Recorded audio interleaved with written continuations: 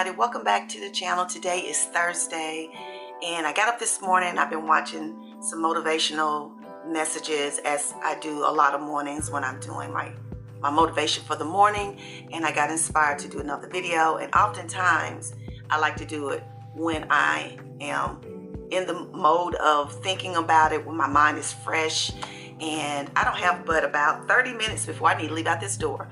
So we're gonna jump into the video. Let me thank you all, first of all, for everybody that has watched my videos that have been put up on the platform for the new year. I know they're a little heavy, a lot of them, or they're a little, I guess I should say, convicting. It makes you do a self-analysis, and that is what I wanted for the new year, because we had such a hard 2022. So I was hoping that the content that I could create for 2023 would be content that will actually dig in and help us. So because I have such short time here before I need to actually get my butt out this door, I'm going to jump into the video. And today I'm going to talk about signs of emotionally damaged people. Signs that you're dealing with emotionally damaged people, whether they're men or women. This could apply to either one. And the video that I was watching earlier today, is from this guy who is a motivational coach. He's some type of a therapist, and he coaches people with online dating and just being better. His name is Stefan. I think his channel name is Stefan Speaks. And I was listening to this video and I was just like, oh my God, a lot of this information that he was putting out was resonating with me, and things that I've experienced through other people, things I've experienced in my own personal relationships. And so therefore, y'all know what I say, I am the biggest inspiration for the videos that I put out here. So I wanted to share today and maybe help you analyze your life, analyze the relationships that you have in your life. And I do this now for us, for women at our particular age, because by this time of life, we want to have more of a calm life, more of a peaceful life, more of a life where we can just enjoy the fruits of our labor, so to speak, the hard work we've done. And a lot of us approaching that time when we are going to work less, hopefully, or retire, enjoying our grandchildren, travel, loving our hobbies, and we want to be as healthy, mind, body, and spirit. So with that being said, let's jump into the video. Okay, I'm going to give you a few signs, things for you to just look at in the relationships in your own life, perhaps, that could indicate that you could be emotionally damaged, or people you're dealing with are emotionally damaged. I certainly have had my, my time and my, with dealing with this with people. It was a time when I was dealing with emotional damage. So when I do these videos, please know, for those viewers who think that I'm always pointing fingers, I am talking about things that I've experienced, as well as things I've witnessed, as well as relationships I've had with people that I feel were dealing with a little bit of emotional damage. And this may help you to decide if that's a relationship you want to continue, or help that person seek help or leave. So the first one I'm going to talk about is a person who is always thinking they're right about everything. It doesn't matter what you're discussing, what's going on. It could be just something that's textbook, something dealing with the world. No matter what it is, they are always right. They're not willing to even agree, even if you are able to show them that they were wrong, where you can show them a fact. They still will try to twist that and make it wrong, and say that no, that's not correct and I'm right. No matter what it is, it's any type of situation. They can't be wrong. They will never admit to wrong, even when they know they're wrong. That is a sign. Now, a lot of these things don't necessarily, let me put that out there, mean these people are emotionally damaged. But when you have a collective of these things that often surface in your relationships, in conversation, and you start looking sideways at that person because, like, wow, what's going on? That's indicative to this person may be dealing with a little bit of emotional damage. You might want to open your eyes. The second one is consistently dwells in the past. Can we just pause here? consistently dwells in the past. They may have experienced a lot of hardships, a lot of heartbreak, emotional trauma, physical trauma, in their past, but they live there. They live there. No matter what the conversation is, if you get into disagreement, they always compare to something that may have happened 15, 20 years ago. And a lot of times you can't even remember the whole situation because it has been so long ago, or they're always rehashing the past in your conversations and talking about things that hurt them, things that they have not gotten over, or things they have not forgiven in themselves because of things people may have done to them. But they're always consistently going back to the past in the conversations. That is a true sign that that person needs some healing, that person needs some therapy, and they need God. And a lot of times, it's sad to say that is not something you can help them with. That is a sign that the person needs to do internal work. That person first has to recognize that they have that issue, and they have to desire the help. We cannot do that for them. So if you have a person in your life that consistently throws up things that, happened in the past, even if you were involved, maybe it had to do with your childhood, when you were a teenager, a young adult, and here we are 30 years later, we are full-grown middle-aged individuals, but they still are pulling things from the past into your present life. That is a sign that that person's dealing with a little bit of emotional damage and they need some help.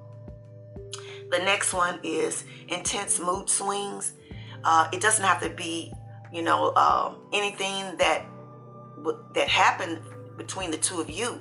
It doesn't have to be anything. They could wake up that way. You could have gone to bed the night before and they were okay. They wake up with intense mood swings. Now, let me say, all of us have mood swings from time to time. But we're talking about a person that seems to have intense mood swings where it does not have to be anything that you've done. It could be that you could be talking 1 minute and then the next minute they're angry. Or you could enter a room and speak to them and find out that they are just in this funk. And then when they respond to you, they do it in a way that's very aggressive, very sarcastic. When people change and not have a reason and they just jump into a mood and it's not caused by anything, that is a sign something's going on. Something's going on emotionally with that person, because you don't generally just have a mood swing just because. You don't generally wake up in a funk. It's because of something that's going on in your life that is causing you to change on a dime, to switch from being kind of happy or pretty calm or content to just being angry and short and sarcastic. When you point those things out to people and they get upset about it, that's also an indication, because people don't generally just be sarcastic for no reason, especially if you have not done anything to cause that person to get to that point. It's no reason for them to take out anything that they're upset about or worried over on you. If a person is doing that, those intense swings and being sarcastic and short indicates that this person is dealing with something that's deeper than you, deeper than them, and that is a sign of emotional damage. A person that has low self-esteem, low self-confidence, no matter how you try to encourage them, no matter how much you try to compliment them, they always find the negative in it. Or if you're trying to say something to them to hopefully encourage them, they will go dark. They always never look at the highs of anything. They find the negative in everything they do. If you're dealing with somebody like that, that's a sign. That's a sign that that person has something going on that's deeper than you're able to help them with. See, we're always trying to help people when they're dealing with things that are inner issues that they need to seek help with. And sometimes it's above your pay grade. It's above you, and it's not something that you're responsible for. And we have to stop feeling like it's our responsibility to heal the world. It's our responsibility to jump in there with people who first need to seek out their own self-help. They have to ask for help. They have to go out and seek help. And then when they do that, then we can do all we can to be an assistance, to be supportive, to be there with them. But they have to first want to. And if they're not willing to do that, it is not your responsibility to feel like you have to take that on. So watch out for that. The last one that I want to share is one that I experienced in my personal relationship. It was a person that is unaffected by my sadness, my emotional pain. If I was going through something where I was hurt, or if I had something that was very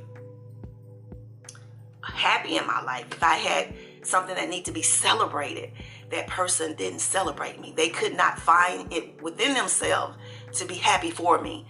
Or a person that, if I'm suffering, they couldn't be sad with me. When they seen my tears, they couldn't comfort me. They couldn't give me a hug or tell me, I'm there with you. I'm sorry this is happening to you. I'm going to be here with you to the end.